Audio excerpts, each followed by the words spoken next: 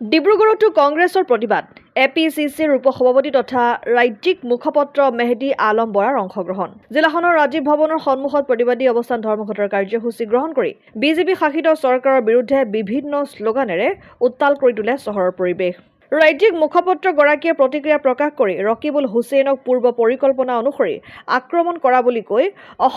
অসমৰ ৰাজনীতি শেষ হৈ এতিয়া বহিৰাজ্যৰ দৰে বাহুবলৰ ৰাজনীতি চলিছে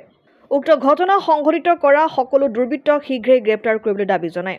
ইফালে এপিএছচিৰ কেলেংকাৰীৰ সন্দৰ্ভত বিপ্লৱ শৰ্মাই প্ৰকাশ কৰা প্ৰতিবেদন এতিয়ালৈকে গ্ৰহণ কৰা হোৱা নাই গতিকে এই প্ৰতিবেদনত থকা কথা এতিয়ালৈকে সত্য বুলি ক'ব নোৱাৰে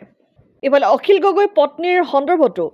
অন্য ব্যক্তিৰ পত্নীৰ বিষয়ে আলোচনা কৰা মুখ্যমন্ত্ৰীৰ নিজৰ পত্নীয়ে সকলো ফালে কেৱল সম্পত্তি গঢ় দিছে ডিব্ৰুগড়লৈ মুখ্যমন্ত্ৰী আহি ক'ত ৰিজৰ্ট বনাব পাৰি ক'ত বাগানৰ মাটি ল'ব পাৰি তাৰ ওপৰত চকু নিদি ডিব্ৰুগড়ৰ চৰকাৰী বিভাগসমূহ উন্নয়ন কৰিলেহে ভাল হয় বুলি কয় ইফালে মুখ্যমন্ত্ৰীয়ে কংগ্ৰেছৰ কথা ভাবি নাথাকি ৰাজ্যৰ 6 জনগোষ্ঠীক দিয়া প্ৰতিশ্ৰুতিৰ কথা ভাবিবলৈ সময় উলিয়াওক বুলি কটাক্ষ কৰে বিষয়বোৰ দুৰ্বল হোৱা নাই আচলতে চৰকাৰৰ মনোভাৱবিলাক দুৰ্বল হৈছে চৰকাৰে কেৱল ৰকিবুল হুছেইনৰ ওপৰত এটেক হোৱাটো দুৰ্বল বুলি ভাবি যদি লৈছে এয়া চূড়ান্ত ভুল কৰিছে অসমৰ জনসাধাৰণৰ ওপৰত এই আক্ৰমণ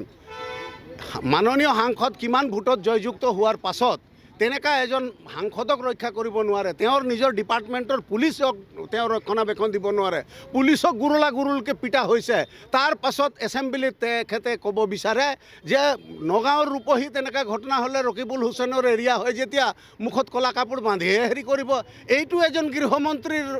বক্তব্য হ'ব লাগে নেকি এইটো এজন চিফ মিনিষ্টাৰৰ বক্তব্য হ'ব লাগে নেকি আমি ধিক্কাৰ দিছোঁ গৰিহণা জনাইছোঁ তেখেতক এনেকা ধৰণৰ টুলুঙা মন্তব্যৰ কাৰণে আৰু এই ঘটনা হৈ গ'ল এই ঘটনাটো একদম ধাৰাবাহিক ঘটনা বুলি আমি ক'বলৈ বিচাৰিছোঁ কংগ্ৰেছৰ ফালৰ পৰা প্ৰথমতে আমাৰ সভাপতিৰ মিছেছৰ ওপৰত এটেক তাৰ পাছত গৌৰৱ গগৈৰ মিছেছৰ ওপৰত এটেক এতিয়া ৰকিবুল হুছেইনৰ ওপৰত এটেক এইটো ধাৰাবাহিকভাৱে এটেক কৰিছে কংগ্ৰেছে যেতিয়াই নীতিৰ কথা কয় কংগ্ৰেছে যেতিয়াই বৰ্তমান পৰিস্থিতি বৰ্তমান ইছ্যুৰ কথা ক'ব বিচাৰে বৰ্তমান গভৰ্ণমেণ্টক এই যে 6 জনগোষ্ঠীক জনজাতিকৰণ কৰা নাই হাজিৰা শ্ৰমিকক বৃদ্ধি কৰা নাই মাটি পট্টা দিয়া নাই গৰাখহনীয়া কৰা নাই এইবিলাকৰ ইছ্যুবিলাক ডাইভাৰ্ট কৰিবৰ কাৰণে এইবিলাক ঘটনা বৰ্তমান বিজেপি চৰকাৰে কৰাই আছে সেইটো একেবাৰে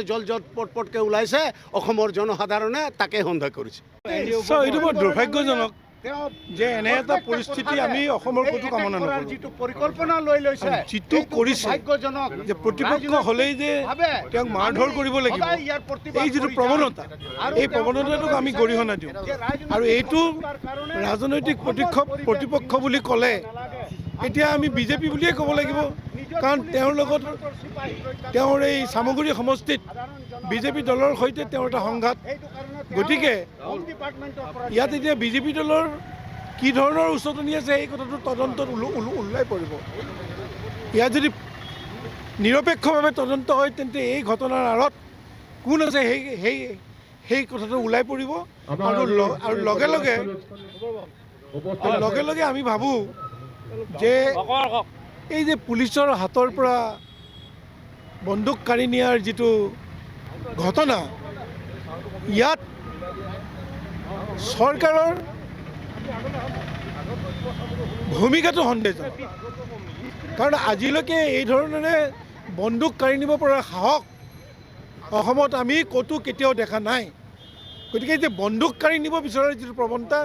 ইয়াত চৰকাৰী পক্ষৰ সমৰ্থন বা সঁহাৰি থাকিবই লাগিব নহ'লে এই ধৰণৰ ঘটনা সংঘটিত কৰিবলৈ দিন দুপৰতে কোনো মানুহে সাহস কেতিয়াও নকৰে হয় ৰকিবুল হুছেইন তাত যেতিয়া পৰাজিত হৈছে ৰকিবুল হুছেইনৰ বিৰুদ্ধে নানান ধৰণৰ তাত বাতাবৰণ গঢ়ি উঠিছে হয়তো যাৰ বাবে এই ঘটনা ঘটাবলৈ প্ৰতিপক্ষই সুযোগ পাইছে এতিয়া কথাটো আপোনালোকে যিটো ক'ব খুজিছে আপোনালোকে যিটো জানিব খুজিছে সেইটো হ'ল যে এই ধৰণৰ ঘটনা কৰিবলৈ সাহস নকৰে আমিও আচৰিত হৈছোঁ এই ধৰণৰ ঘটনা ৰকিবুল হুছেইনৰ বিৰুদ্ধে কোনোবাই কৰিবলৈ হ'লে তাত চৰকাৰৰ সমৰ্থন থাকিবই লাগিব চৰকাৰৰ তাত ডাইৰেক্টলি আৰু ইনডাইৰেক্টলি কিবা উচতনিমূলক ভূমিকা থাকিবই লাগিব নহ'লে দিন দুপৰতে থানাৰ পুলিচ উপস্থিত আছে দিন দুপৰতে ৰূপহী বজাৰৰ পৰা 1 কিলোমিটাৰৰ ভিতৰত থানাখন আছে, তাত পুলিচৰ পৰা বন্দুক কাঢ়ি নিবলৈ সাহস এতিয়াও গোটাব যে পাৰিছে, সেই কথাটোৱে প্ৰমাণ কৰে যে চৰকাৰে এই গোটেই বিষয়টোক অতি পাতলভাৱে লৈছে আৰু এই ধৰণৰ ঘটনাক চৰকাৰে উচতনি দিবলৈ বিচাৰিছে। অসম আদিত্য, ডিব্ৰুগড়। NKS হুণ্ডাইলৈ স্বাগতম। নৰ্থ ইষ্টৰ প্ৰথম GDSI 2.0 ফিচাৰ্ছ ডিলাৰ হৈছে NKS হুণ্ডাই। অত্যাধুনিক সা সুবিধাৰে তৈয়াৰী মষ্ট আপডেটেড হুণ্ডাই ডিলাৰ এতিয়া ডিব্ৰুগড়ত। আমাৰ NKS হুণ্ডাই ডিলাৰত open sales consulted room, customer ৰুমৰ লগতে